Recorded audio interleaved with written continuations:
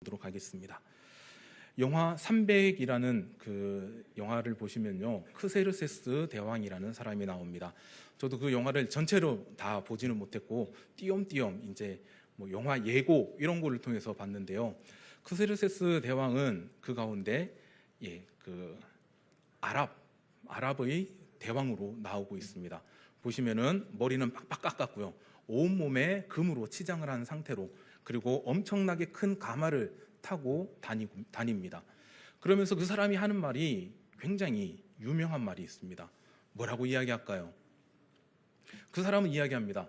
모든 사람들에게, 그 스파르타의 왕에게도 이야기합니다. 나는 관대하다.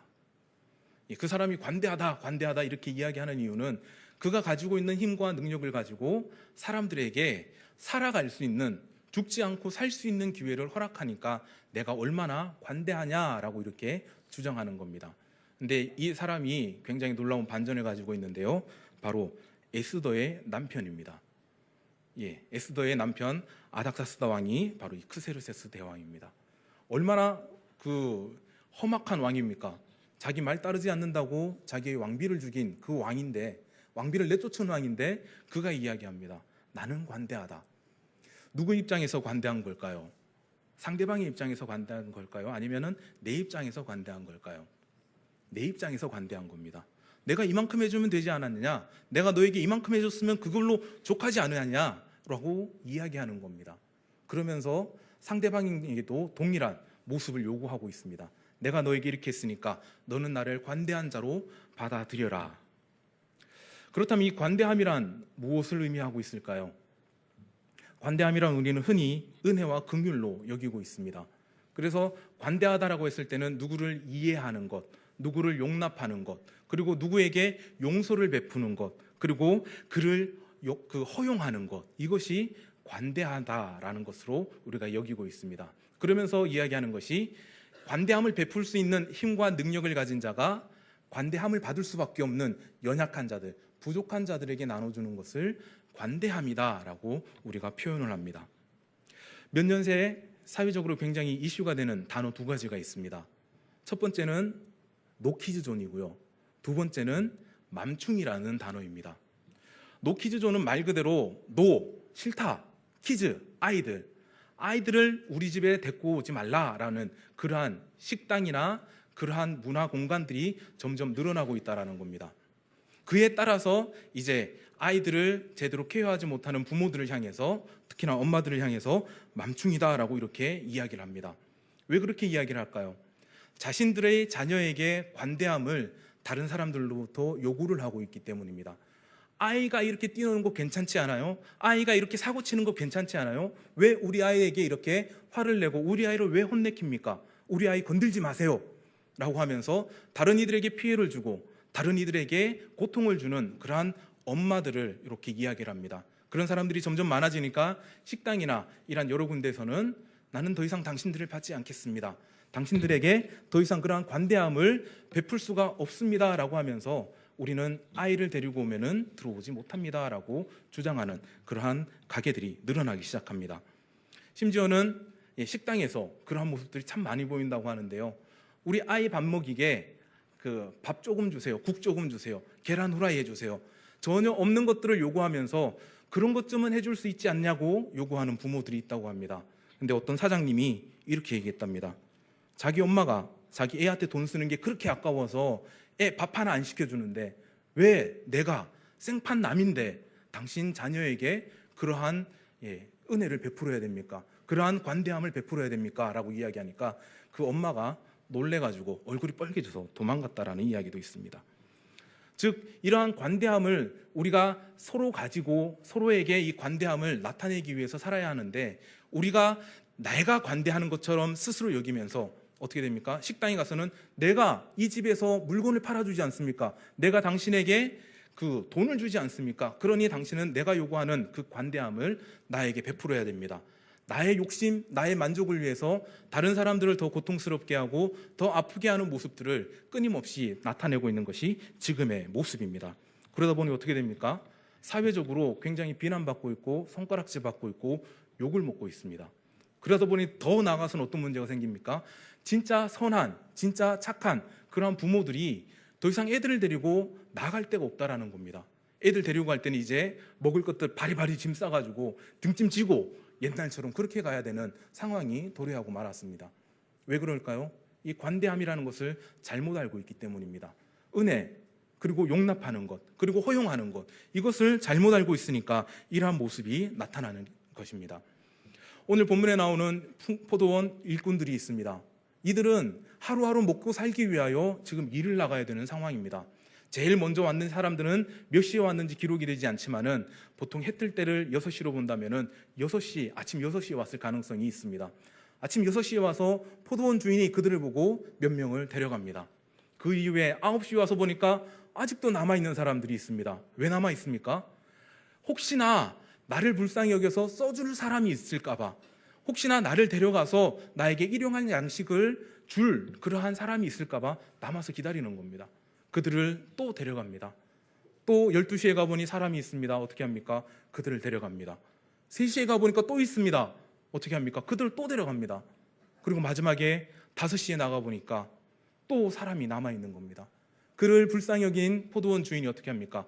그를 데려다가 일꾼으로 사용합니다.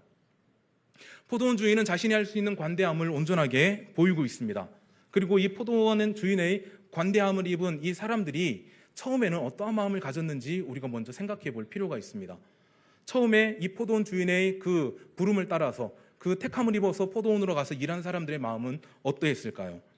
첫 번째는 내가 지금 오늘 이 순간에 일할 수 있음에 감사했을 겁니다. 왜냐하면 하루 보러 하루 먹고 살아야 되는데 오늘 일을 하지 못하면 오늘 모든 가족이 굶어야 되는데 일할 수 있으면 얼마나 감사하겠습니까? 그리고 나를 택해준 그 포도원 주인이 얼마나 감사하겠습니까? 그래서 열심히 일했을 겁니다. 그리고 그 일의 대가를 통해서 내가 오늘 하루 가족들과 함께 만족스러운 삶을 살아갈 수 있음에 안도하였을 겁니다. 그런데 상황이 변하기 시작합니다. 왜 변합니까? 포도원 주인이 계속해서 일꾼들을 데려오기 시작하는 겁니다. 그냥 10분, 20분 차이로 우르르 데려오는 것이 아니라 맨 마지막에는 몇 시간 일했다 그럽니까? 1시간 일한 사람도 나타나기 시작합니다. 포도원 주인은 자신이 가지고 있는 것을 이용하여 이 사람들에게 관대함을 보여주는데, 그리고 모든 일꾼들이 처음에는 이 포도원 주인의 관대함에 인해서 감사하고 기뻐하고 즐거워하는 모습을 보였지만 나중에는 어떻게 합니까? 원망하고 비난하는 모습을 보이고 있습니다. 그러자 포도원 주인이 원망하죠. 비난하죠. 그에게 나아가서 싫은 소리를 합니다. 그때 포도원 주인이 뭐라 그럽니까?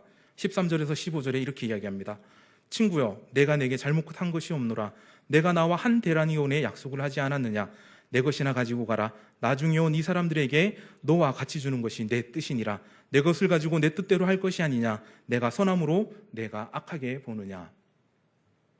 마지막 온 사람에게 한 데나리온을 줬으니까 1시간이라고 한 데나리온, 만약에 12시간 일했으면 그러면은 산술적인 계산으로 얼마를 받아야 됩니까? 1시간에 한 데나리온이니까 나에게는 그것보다는 12데나리온 안 주더라도 그것보다는 많이 주겠지. 내가 그 땡볕에서 열심히 일했는데, 포도원 아시지 않습니까? 옛날 포도원 또 그 키 크지가 않아가지고 바닥에 깔려있는 그러한 포도원입니다. 그 허리를 숙이면서 땡볕을 모든 것을 맞으면서 갈증과 그 고통을 참아가면서 일한 나에게는 더 많이 주겠지. 스스로 그 관대함을 더욱더 요구를 하고 있는 겁니다. 그때 포도원 주인이 이야기합니다. 내 것 가지고 내가 약속한 대로 주는데 무슨 상관이 있느냐? 우리의 신앙의 모습이 이러합니다. 우리가 하나님 앞에 나올 때 이러한 모습으로 나아오고 있습니다.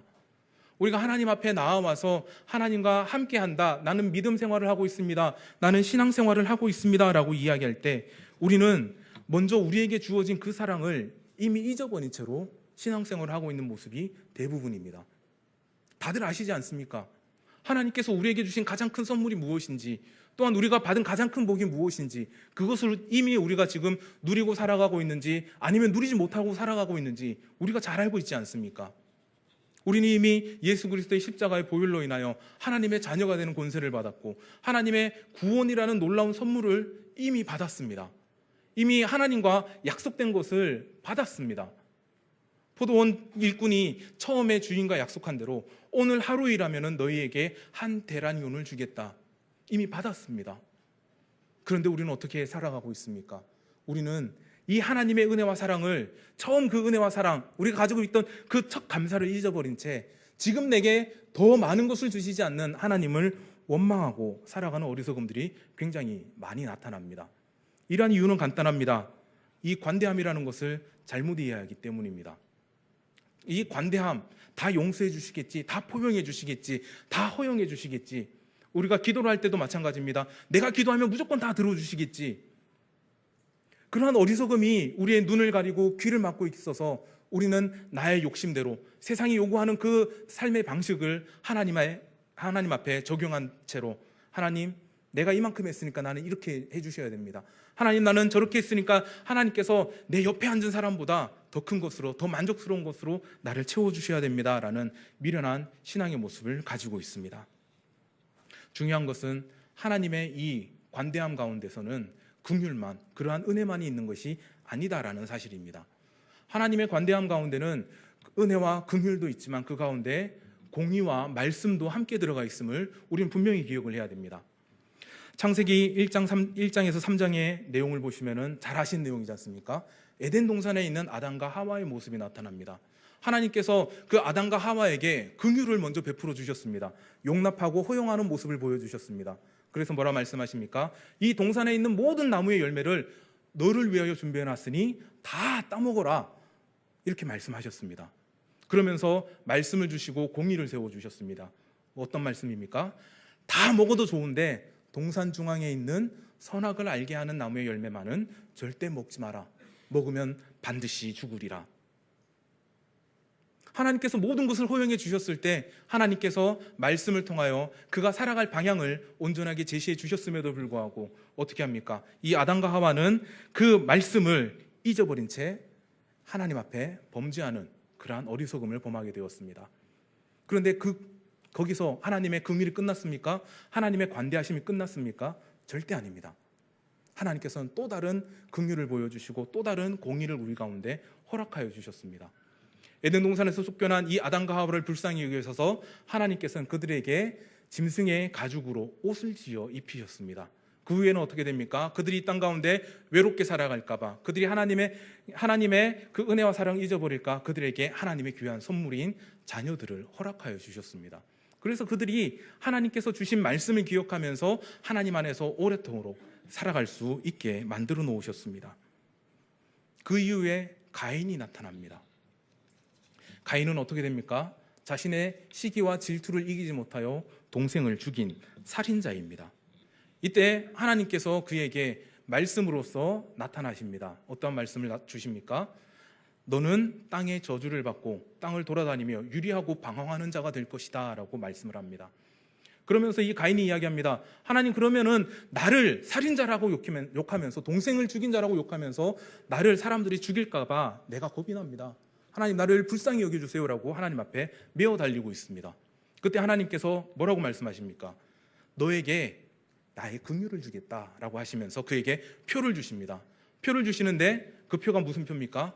가인을 죽인 자에게는 그 벌이 7배나 될 것이다 라는 표였습니다.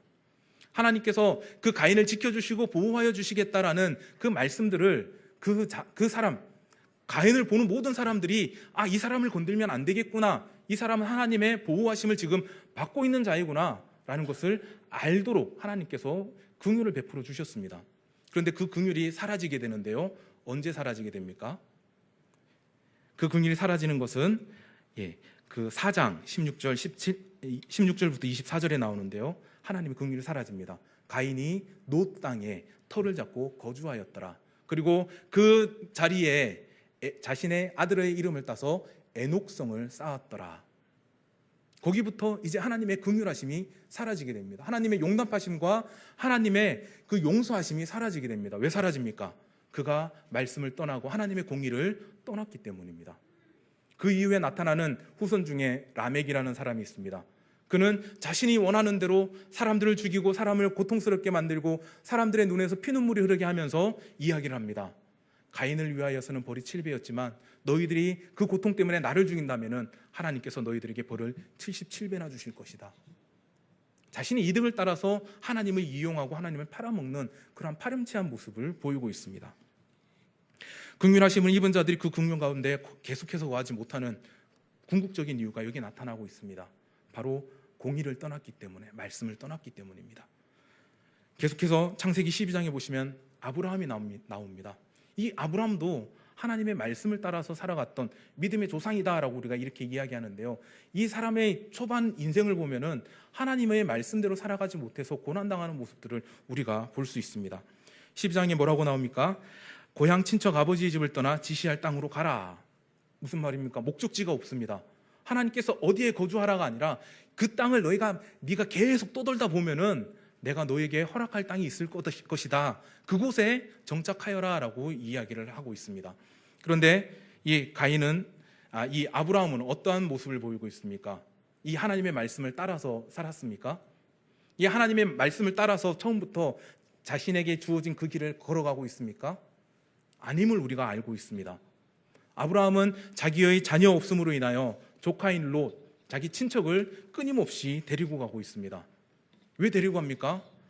이가 나의 후견인이 될 것이다. 나의 모든 것을 이어받을 나의 그 대리자가 될 것이다 라는 그 생각을 가지고 계속해서 끌고 다닙니다.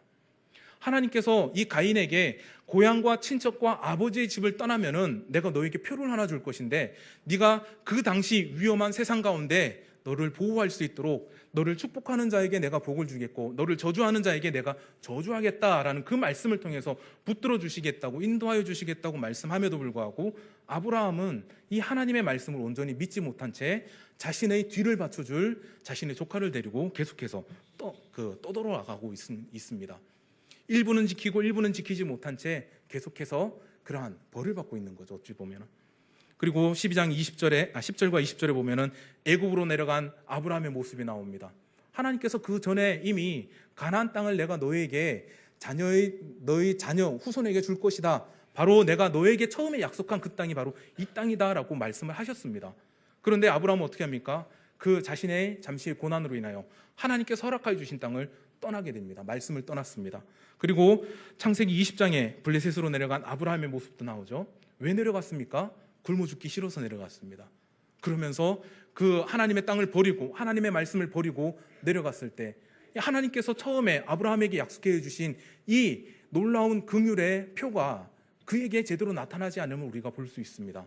어떻게 나타납니까? 이 애굽 왕 바로가 아브라함에게 해를 끼친 적이 있습니까? 그에게 나아가서 해코지한 적이 있습니까? 없습니다. 오히려 아브라함에게 선대하였습니다. 물론 아브라함의 그 거짓이 있기 때문에 선대를 하였죠. 그 안에 사례를 보면 너무 이뻐서 너무 좋아서 어떻게 합니까? 그를 아내로 맡기 위하여 아브라함에게 잘해주기 시작합니다. 맞지 않습니까? 그 부인이 예쁘면 처갓집 말뚝 보고도 인사한다고 그러는데 이 사례가 얼마나 이쁘면은 이 오빠 된다라고 이야기한 아브라함에게 모든 것을 퍼주려고 하고 있습니다.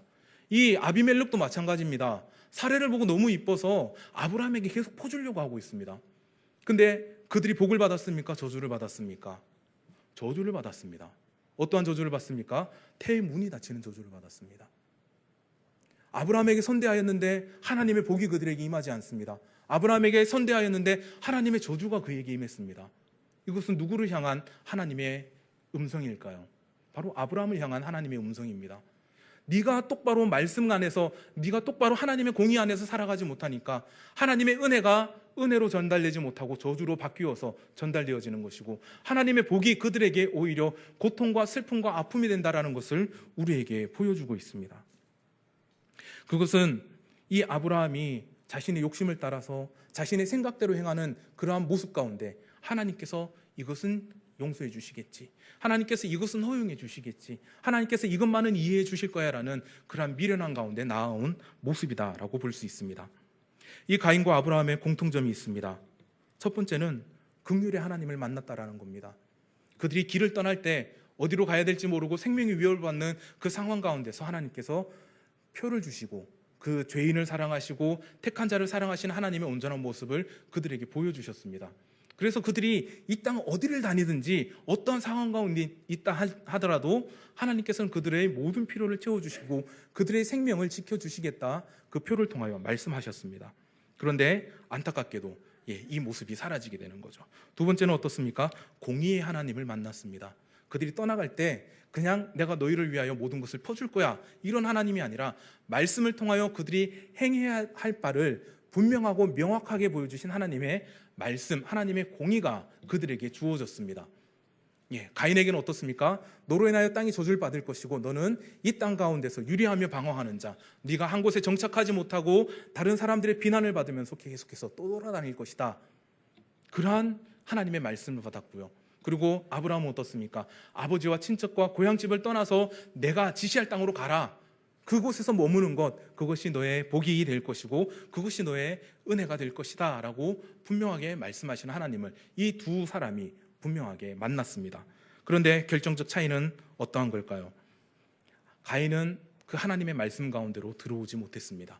하지만 아브라함은 그 말씀 가운데로 들어오게 되었습니다. 가인은 하나님의 말씀을 어기고 노 땅에 자신의 성을 건축한 채 거기에서 거주하면서 하나님께서 주시는 그 표를 가지고 자신의 이익을 챙기는데 급급했습니다. 그러다 보니 그 후손은 그 아까 이야기한 라멕, 나를 위해서는 벌이 77배다. 그러니까 너희들 나를 건들지 마라. 나는 하나님의 보호를 받는 자이다 라고 주장하는 그 미련한 자가 나오는 모습이 나타납니다. 하지만 아브라함은 어떻습니까? 말씀 가운데로 돌아와 회복하는 모습을 보이고 있습니다. 롯과 함께 계속해서 다니지만 어떻게 됩니까? 롯을 떠나보내고 다시 한번 하나님 앞에서 은혜 받는, 어떻게 됩니까? 롯이 자신의 유일한 후계자인 것처럼 생각하면서 데리고 다녔는데 롯을 보내고 나니까 하나님께서 하늘의 별을 보아라, 바다의 모래를 보아라, 그만큼 너희의 후손이 많게 하실 것이다, 새로운 복을 다시 한번 갱신시켜 주시는 모습을 우리가 볼 수 있습니다. 그리고 그 어리석음 가운데 그 땅을 떠난 이 아브라함이 아니라 다시금 돌아왔을 때 그 땅에서 그의 양떼와 그의 소떼와 그의 모든 소유가 풍성하게 늘어나는 그 기쁨을 그가 맛보고 있음을 우리가 볼 수 있습니다. 그리고 두 번째로는 가인은 자신의 유익을 위해서 하나님의 이름을 사용하는 미련함들을 보이고 있지만 아브라함은 하나님의 말씀을 받아 하나님께 경외하는 자, 하나님을 경배하고 하나님께 영광 돌리는 자로 다시 한번 회복되어지고 나타남을 우리가 볼 수 있습니다. 그것은 이삭을 바칠 때 하나님께서 아브라함에게 뭐라고 말씀하셨는지를 보면 우리가 분명하게 알 수 있습니다. 아브라함 그 전의 삶이 어떠하였는지 하나님께서는 이미 잘 알고 계십니다. 그래서 하나님께서 이삭을 바치러, 이삭을 죽이려고 칼을 든 그 아브라함에게 나타나셔서 이렇게 말씀하십니다. 이제야 오늘에서야, 오늘 네가 이삭을 나에게 제물로 바치는 그 모습을 보고 나서야 내가 하나님을 경외하는 줄을 알겠다. 그 전 모습은 어떻다라는 겁니까? 하나님께 택함을 받았고 하나님의 은혜를 받았고 하나님의 그 말씀을 받았지만은 그의 삶 가운데서 하나님을 경외하는 것, 하나님을 진정으로 인정하는 그 모습이 나타나지 않았다라는 것을 하나님께서 우리에게 보여주고 있습니다. 결국 마지막에 가서야, 그 생애의 마지막을 얼마 남겨두지 않고서야 하나님께서 그의 믿음을 보시면서 이제야 내가 나를 경외하는 줄 알겠다라고 말씀을 하고 있습니다. 그래서 어떻게 됩니까? 그 이후에 하나님께서 아브라함에게 약속해 주신 그 복들이 그 후손들을 통하여 풍성하게 이루어지고 있음을 우리는 말씀을 통해서 발견하게 됩니다. 지금 우리의 모습은 어떻습니까? 가인의 모습입니까? 아니면 아브라함의 모습입니까? 우리가 자꾸 살아가면서 우리 스스로의 모습을 바라보며 우리 스스로에게 너무 관대한 모습을 보이고 있습니다. 우리 스스로를 무조건 용납하고 허용하는 모습이 얼마나 많습니까? 우리 스스로를 스스로 인정하면서 이만큼이면 충분하다라고 여기는 우리의 어리석음이 얼마나 많이 있습니까? 하나님 앞에 나와서도 마찬가지입니다. 하나님, 내가 이렇게까지 하는데, 내가 이렇게까지 하나님 앞에 나와 하나님을 경외하고 하나님을 찬양하고 하나님의 일들을 감당하는데 충분하지 않습니까? 그런 미련함들이 지금 우리 가운데 있다고 이야기합니다. 그러면서 이야기합니다. 하나님, 내가 이렇게까지 했으니까 이제 포도원 품꾼들처럼 하나님 이제 나에게 풍성한 것으로 다시 한번 채워주십시오 라고 이야기하면서 하나님의 은혜를 구하고 하나님의 복을 구하고 하나님의 그 능력을 구하고 있습니다. 근데 무엇을 따라 구하고 있습니까? 세상의 법칙을 따라서, 세상의 풍조를 따라서 구하고 있습니다. 믿음의 대가가 세상 가운데서 잘 먹고 잘 사는 것인 양 착각하면서 기도할 때 뭐라고 기도합니까? 잘 먹고 잘 살게 해주세요라는 기도가 제일 많지 않습니까? 우리 자녀들 보면서 뭐라고 기도합니까? 우리 자녀들 잘 되게 해주세요. 어떻게 잘 되는 것이 참되게 잘 되는 겁니까? 잘 돼야 된다라는 그 기준을 잃어버린 채 그냥 이 땅 가운데서의 기준처럼 좋은 대학 가게 해주세요, 좋은 직장 갖게 해주세요, 좋은 배우자 만나 잘 먹고 잘 살게 해주세요. 그 기도가 우리 가운데 얼마나 많이 넘쳐나고 있습니까? 그런데 안타깝게도 어느 정도 연세 드신 분들이 자녀들을 위해서 기도할 때 제일 많이 기도하는 건 뭔지 아십니까? 우리 아들이, 우리 딸이 이제는 하나님 앞으로 다시금 돌아왔으면 좋겠습니다. 하나님, 그가 어렸을 때 가졌던 그 믿음 회복시켜 주세요라는 기도가 제일 많이 나옵니다. 세상에서 많이 가져봤자 그 필요를 채워줄 수가 없고, 세상에서 많이 누려봤자 하나님 없이는 아무것도 안 된다는 것을 뒤늦게 깨닫고 기도하는데, 돌아오려면은 시간이 얼마나 많이 걸리는지 모릅니다. 우리가 길을 잘못 갔다라는 사실을 깨달았을 때 그 즉시로 돌려야 가장 빠른 회복이 됩니다. 근데 내가 잘못 가고 있음에도 불구하고 어떻게 합니까? 가다 보면은 길이 나오겠지라고 생각해서 계속 가면은 돌아올 수 있는 그 거리가 얼마나 멀어집니까? 그 노력은 또 얼마나 많이 듭니까? 우리는 이러한 모습을 보면서 세상 사람들은 값싼 구원이다라고 이야기합니다. 너희가 예수를 믿느냐? 너희가 그래서 구원을 받았느냐? 예, 나는 예수 믿습니다. 나는 구원 받았습니다. 그렇다면 그것을 무엇으로 증명할 수 있느냐? 아니, 내가 고백하는데, 아니 내가 이렇게 시인하고 있는데, 내가 주일날 나와서 이렇게 예배를 드리고 있는데, 찬양하고 있는데, 기도하고 있는데, 그것 외에 무슨 증거가 필요합니까? 우리 스스로가 그렇게 여기고 있지 않습니까? 세상 사람들이 그냥 믿는다 하면 다 구원받는 것처럼 우리가 전도를 하고 있지는 않으며, 우리가 세상 가운데 그렇게 드러나고 있지는 않습니까? 야고보서에서 그래서 뭐라 그럽니까? 그런 믿음은 죽은 것이다 라고 이야기합니다. 죽은 믿음이 하나님 앞에 설 수 있을까요? 죽은 믿음을 가지고 하나님 앞에 들어갈 수 있을까요? 절대로 들어갈 수가 없습니다. 그럼에도 불구하고 우리는 이렇게 이야기합니다. 내가 믿고 있으니까, 내가 교회 나오고 있으니까, 내가 하나님을 고백하고 있으니까, 성경을 읽고 있으니까 나는 무조건 어떤 삶을 살아도 천국에 들어갈 것이다. 히브리서 6장 4절에서 6절은 이렇게 이야기합니다.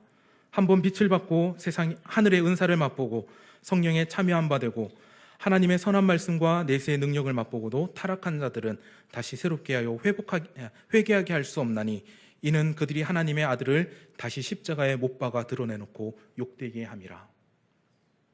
지금 교회 나와 있는 것으로 만족하십니까? 지금 내가 하나님 앞에 있다고 스스로 여김으로 인하여 만족하십니까? 그것으로 충분하다고 여기십니까? 히브리서에서는 이렇게 이야기합니다. 그러한 자들이 있다 하지만 이 자들 가운데서도 하나님 앞에서 버림을 당할 자들이 나올 것이고, 하나님 앞에서 모른다, 부인당할 자들이 나올 것이다 라고 이야기합니다. 그래서 신학자들은 이렇게 이야기합니다. 여기서 나오는 자들은 믿는다 스스로 고백하지만 참되게 믿지 못하는 자들을 의미하고 있다. 그냥 사람들이 교회 나가면은 인정해 주니까 교회 나오는 것, 사람들이 손에 이끌려 억지로 나와서 오래 다니다 보니까 내가 믿는 것이다 착각하는 사람들을 향해서 이 말씀이 쓰여졌다라고 이야기하는 분도 있습니다. 지금 우리의 모습들을 한번 떠올려 보시기 바랍니다. 하나님 앞에 이미 우리가 하나님과의 맺어놓은 언약 가운데 받지 못한 것이 있는지 한번 생각해 보시기 바랍니다. 포도원 품꾼이 주인과 약속했을 때 하루의 일을 한 데나리온으로 그 대가를 치러주겠다라고 말씀하셨을 때, 하나님께서 우리에게 믿음을 허락하시고 믿음의 길을 걸어가게 하셨을 때 우리에게 약속해 놓으신 바 가운데 조금이라도 부족하게 이루어 주신 것, 조금이라도 모자라게 주신 것이 있는지 한번 떠올려 보시기 바랍니다. 있으십니까? 하나님께서 이 땅 가운데서 우리가 살아가면서 부족하게 만드신 것 있으십니까? 하나님께서 약속해 주신 것들이 지금 우리 가운데 하나도 이루어지지 않아서 지금 하나님을 원망하고 있는 분 있으십니까? 하나님과의 첫 만남을 통해서 우리가 하나님께 받기로 작정한 것들, 하나님께 받아 누리기로 하나님 앞에 간구하였던 것들 가운데 조금이라도 모자란 것이 있거나 부족한 것이 있다면 하나님 앞에 나아가서 원망하셔도 됩니다. 하나님, 내가 이렇게 하나님께서 주시기로 한 것들을 아직도 못 받고 있습니다. 원망하셔도 됩니다. 하지만 원망할 수 있는 사람은 아무도 없을 겁니다. 왜냐? 이미 차고 넘치도록 받았기 때문입니다. 그런데 뭐라고 이야기합니까? 일찍 온 포도원의 품꾼들처럼 하나님, 저 사람에게도 동일한 은혜를 주신다면 내가 손해보는 것 아닙니까? 하나님, 저 사람에게도 나하고 똑같은 복을 주신다면 내가 왜 일찍 하나님을 믿었겠습니까? 내가 왜 하나님 앞에 나와서 헌신하고 봉사하는 겁니까? 하나님, 저에게 그만큼 주실 거면은 나에게는 더 큰 것으로 주셔야 됩니다. 하나님께 받을 것들은 이미 다 채워졌으니까 세상에 필요한 것들을 더 많이 채워주시고, 세상이 줄 수 있는 것들을 더 풍성하게 채워주셔서 내가 먼저 온 자로서 누가 봐도 알 수 있도록, 누가 봐도 나를 하나님의 자녀로서 먼저 내세울 수 있도록 인정해달라고, 그렇게 떼쓰는 모습만이 남게 될 겁니다. 주인의 대답을 들으면서 이 먼저 온 품꾼들은 무슨 생각을 했을까요? 굉장히 많은 생각을 했을 겁니다. 내가 다시 이 포도원에 와서 일을 할 수 있을까? 저 주인이 나를 다시 이 포도원의 일꾼으로 사용해 줄까? 내가 이 포도원에서 이렇게 불평불명하며 그 주인을 비난했는데 내가 이 자리를 떠나면 이제 어느 곳에 나아가서 나의 일용할 양식을 구할 수 있을까? 얼마나 많이 후회를 하고 얼마나 많은 그 정신적인 스트레스와 고통을 당하겠습니까? 진짜 성경의 말씀처럼 슬피 울며 이를 갈미 아마 이 자리에서 주인의 책망을 들은 그 일꾼들에게 주어졌을 겁니다. 끊임없이 관대함을 요구하며 그 가운데 말씀을 잃어버린 어리석은 자들입니다. 이미 자기에게 주기로 작정한 것들을 온전하게 주었고 그것을 온전하게 받았음에도 불구하고 불평하며 불만하는 우리의 모습들 얼마나 많이 있습니까? 출애굽할 때와 이스라엘이 남북으로 갈라졌을 때 그 이스라엘 백성들이 금송아지를 만듭니다. 그 금송아지를 만들어 놓고 뭐라고 이야기합니까? 애굽 땅 종되었던 곳에서 너희들을 인도하여 낸, 너희들의 조상들을 인도하여 낸 신이 여기에 있다. 하나님이 여기에 있다. 그러면서 하나님 앞에 무엇을 요구하는 겁니까? 하나님, 이 금송아지가 가지는 의미대로 우리에게 하나님의 관대함을 허락하여 주시옵소서. 하나님, 이 금송아지가 여러 가지 풍성한 것들을 나타내고 있으니 우리에게 풍성한 것을 허락하여 주시고 우리에게 많은 것들을 허락하여 주셔서 우리나라가 더 부흥되게 해주세요. 그렇게 이들이 하나님 앞에 요구하고 있는 것 아닙니까? 이들이 하나님을 모른 적 한 번도 없습니다. 하나님을 완전하게 잊어버린 적 단 한 번도 없습니다. 그럼에도 불구하고 우상들을 섬기며 나아갔던 이유는 단 하나입니다. 하나님, 이 우상만 잘 섬기면 우리에게 더 많은 것들 주고 막 이렇게 해준다는데, 저 블레셋을 보니까 저 우상 섬기니까 이렇게 되는데, 하나님, 우리에게도 이러한 하나님으로 나타나 주세요. 하나님, 우리에게도 이러한 하나님으로 그 힘과 능력을 더해 주세요라고 하나님 앞에 반항하는 이스라엘의 모습이 이 우상 숭배로 나타나고 있습니다. 결국에는 그 도가 지나쳐서 이제는 하나님을 완전히 거의 잊어버린 채로 그 우상들을 쫓아가는 모습들도 나오긴 하지만 이들이 하나님을 완전히 잊어버렸다, 그렇게 볼 수가 없습니다. 잊어버렸으면은 그 송아지를 향해서 애굽 땅 종되었던 집에서 인도해낸 하나님이라고 그들에게, 그 우상에게 이름을 붙일 수 있겠습니까? 없지 않습니까? 이미 모든 것을 알고 있고 모든 것을 받아 누리고 있음에도 내가 만족하지 못하니 하나님, 하나님의 풍성하신 것으로 채워주시옵소서. 하나님, 내가 이렇게 하나님 앞에 나아가오니 하나님, 더 큰 것으로, 세상이 감당치 못할 모습으로 우리에게 그 긍휼과 용서하심을 부어주시옵소서. 이렇게 요구하는 어리석음들이 우리 가운데 남아 있습니다. 말씀이 사라진 그들에게는 더 이상 하나님의 긍휼이 나타나지가 않습니다. 하나님의 은혜가 부어지지가 않습니다.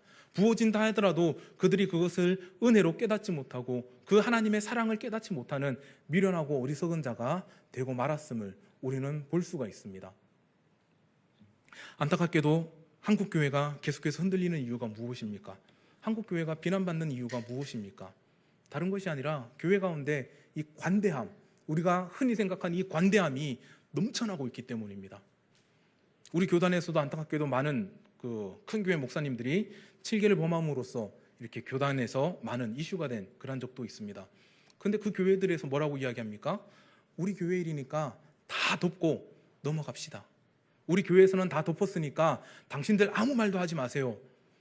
그렇게 하고 넘어가 버립니다. 그리고 그 가운데 제대로 된 회개나 그리고 용서나 그리고 그 용서를 구하는 모습이나 그런 모습이 하나도 없어졌습니다. 말씀을 따라서 말씀이 중심된 우리 교단이 이렇다면 다른 교단들은 어떻겠습니까? 더 많은 그러한 일들이 일어나고 있습니다. 교회 안에서 교회 재정을 횡령한 일들도 얼마나 많이 있습니까? 교회에서의 그 권력을 가지고 자신의 이익을 챙기기 위해서 난리법석치는 그러한 하나님의 종들이 얼마나 많이 있습니까? 그런데 특별한 몇몇 사유를 제외하고는 다 감춰진 채, 다 묻어버린 채 하나님께서 우리를 용서하신 것처럼 우리도 당신을 용서합니다. 그런 미련함들이 우리 한국교회에 가득하기 때문에 한국교회가 계속해서 욕을 먹고 흔들리는 겁니다. 1907년 평양에서 대부흥운동이 시작되었을 때 그 시발점은 바로 회개로부터 시작됐다라고 이야기합니다. 먼저 그 부흥회 때, 그 집회 때 나온 선교사들이 자신들이 이 땅 가운데 들어와서 하나님 앞에서 지었던 죄들, 사랑 가운데서 지었던 죄들을 회개하고 그 뒤를 이어서 이제 한국의 목회자들이 올라와서 자신들의 죄를 고백하면서 그 자리에 있던 모든 사람들이 모여서 하나님 앞에 회개를 했을 때 이 땅에 하나님의 능력과 하나님의 은혜가 임하였고 성령의 역사가 임하여서 지금 이 나라가 하나님의 말씀으로 가득 차게 되었습니다.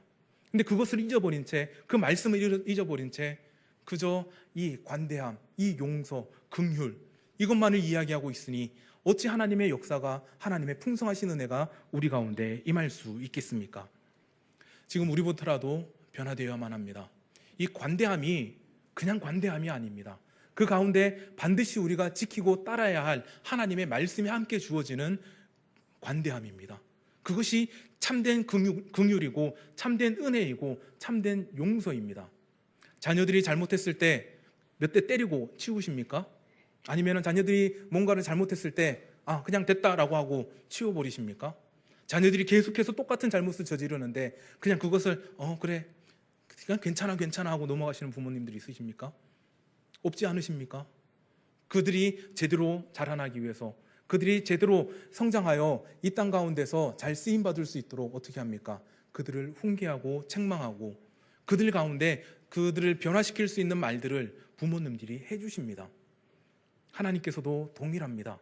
우리가 이 땅 가운데서 어리석음 가운데 계속해서 물들어가면서 동일한 죄를 반복하고 동일한 상황 가운데서 헤어나지 못했을 때 말씀을 통하여 우리 가운데 분명하게 임하여 주시고 그의 공의를 들어서 우리에게 하나님의 풍성하신 은혜를 허락하여 주십니다. 아브라함에게 허락하셨던 그 은혜가 지금도 우리 가운데 허락되어져 있습니다. 고향과 친척과 아버지의 집을 떠나 내가 내게 허락한 땅, 약속한 땅으로 가라. 하나님, 내가 이 땅 가운데 비록 유리하고 방황하는 자처럼 이렇게 의지할 곳 없이 헤매고 있지만 내가 하나님의 그 말씀에 힘입어서 내가 하나님 앞에 나아옵니다. 하나님, 내가 이 땅을 의지하지 못하고 오직 하나님만을 의지하며 나아가오니 하나님, 나를 아브라함에게 약속하셨던 그 복처럼 이 땅 가운데 택하여 주시고 이 땅 가운데서 구별하여 주시고 하나님께서 허락하시는 그 온전하신 복의 통로로서의 역할, 그리고 하나님께서 나를 들어 쓰시길 원하시는 그 목적지에서 귀하게 쓰임받는 하나님의 자녀가 될 수 있도록 함께하여 주시옵소서.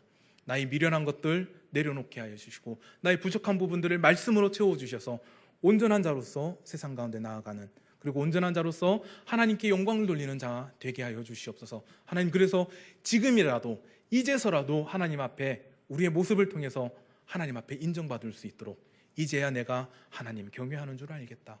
이제야 내가 너의 모습을 보니 하나님을 경외하고 하나님을 사랑하고 이제야 너를 보니 너의 삶이 바로 하나님의 자녀된 삶임을 이제야 내가 알겠다. 하나님께서 우리들을 바라보시면서 칭찬하시는 그날까지 날마다 말씀 가운데서 흔들리지 마시고 말씀을 우리의 삶의 지표로 삼아 온전해지는, 그리고 온전한 하나님의 은혜와 사랑을 받아 누리는 저와 여러분이 되시길 주님의 이름으로 기원합니다. 함께